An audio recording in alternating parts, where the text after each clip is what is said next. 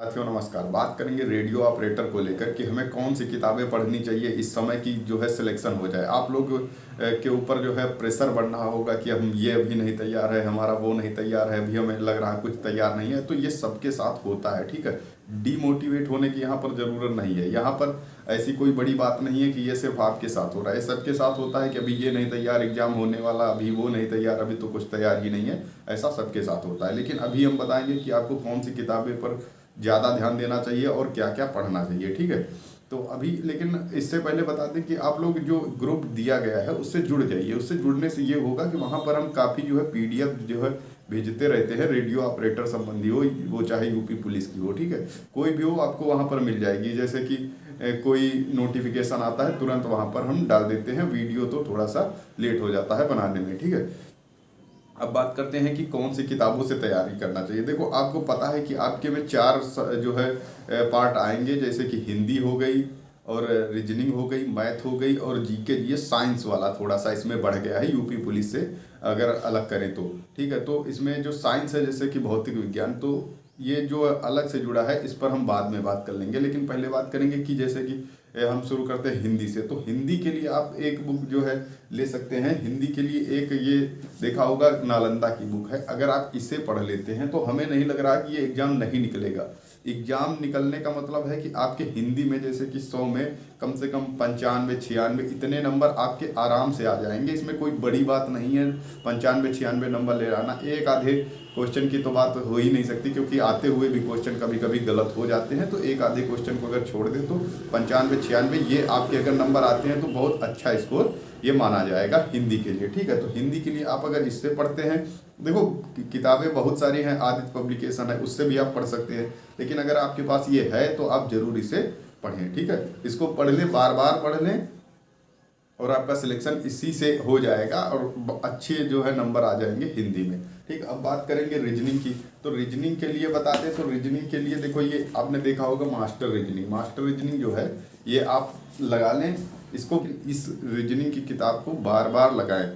अगर आपकी एक बार हो गई है तो दोबारा से फिर लगाएं, फिर लगाएं। जितने क्वेश्चन हैं उनको करते जाएं और यही जो है आपको वहाँ पर अच्छा स्कोर दे देगी। और आपको प्रीवियस ईयर लगाने हैं जो यूपीएसआई के हुए हैं। देखो आप सिलेबस कभी मैच करके देखना तो यूपीएसआई से मिलता जुलता है, सिर्फ साइंस को छोड़कर, ठीक है। तो आपको जब एसआई लेवल की तैयारी कर लोगे तो असिस्टेंट वालों के लिए तो कोई दिक्कत आने वाली नहीं, वर्कशॉप वालों को कोई दिक्कत आने वाली नहीं। बस थोड़ा सा हेड वालों का लेवल ऊपर हो सकता है तो वो अपना और थोड़ा सा देख लेंगे।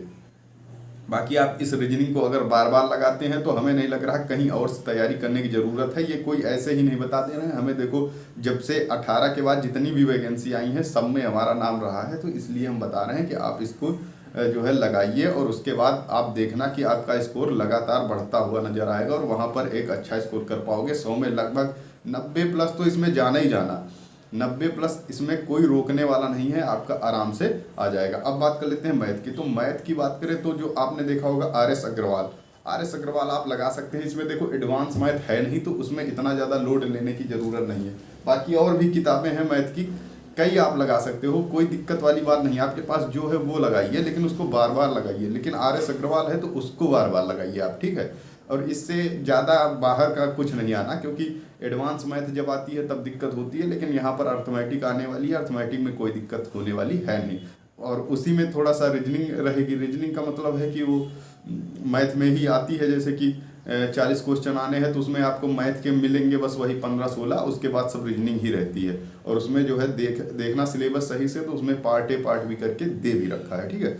तो आपको आर.एस. अग्रवाल मैथ के लिए, इसके अलावा आपको कुछ नहीं पढ़ना है। अगर आपको लग रहा है कि इतने में नहीं होगा तो आप चुपचाप फिर करते रहिए, कोई मतलब नहीं। यूट्यूब पे क्लास देखने जाओगे आप 1.5-2 घंटे बर्बाद कर दोगे, 8-10 क्वेश्चन से अलावा वहाँ पर कुछ होने वाला है नहीं, ठीक है।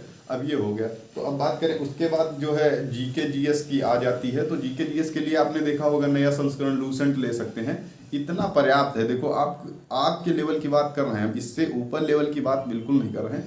जो आपका लेवल है, असिस्टेंट ऑपरेटर हो गया, हेड ऑपरेटर हो गया और वर्कशॉप वालों के लिए, तो ये लूसेंट ये है, हमें हमारे हिसाब से ये जो है कि ये पर्याप्त है, ठीक है। इसमें कोई दिक्कत आने वाली है नहीं अगर आप इसे जो है तैयार कर लेते हैं।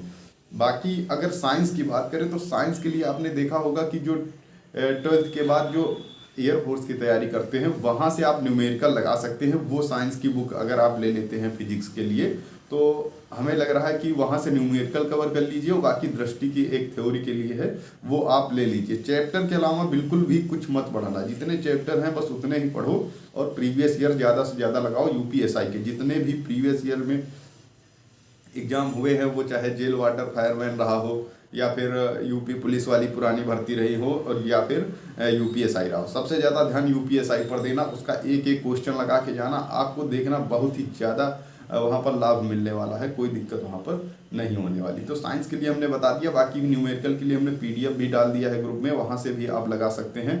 अगर आप चाहें तो एयरफोर्स वाली लगा सकते हैं, वहाँ से आपके लिए एक बेहतर ही ये ऑप्शन होगा। ठीक है, बाकी थ्योरी के लिए आप साइंस कहीं से भी पढ़ सकते हैं, कोई दिक्कत नहीं है। और बाकी करंट अफेयर्स पर ध्यान देते रहना। देखो करंट अफेयर्स के लिए आप कोई भी मैगजीन ले सकते हैं, बाकी आप चाहें तो यूट्यूब से भी करंट अफेयर्स कर सकते हैं, कोई दिक्कत वाली बात नहीं है। कुमार गौरव सर की जो है चलती है, वहाँ से आप कर सकते हैं, या फिर और भी कई जो है प्लेटफॉर्म कराते हैं, वहाँ से आप करंट अफेयर्स कर सकते हैं, इसमें हमें कोई दिक्कत नहीं है। बाकी कोई दिक्कत है तो आप जो है कमेंट कर सकते हैं।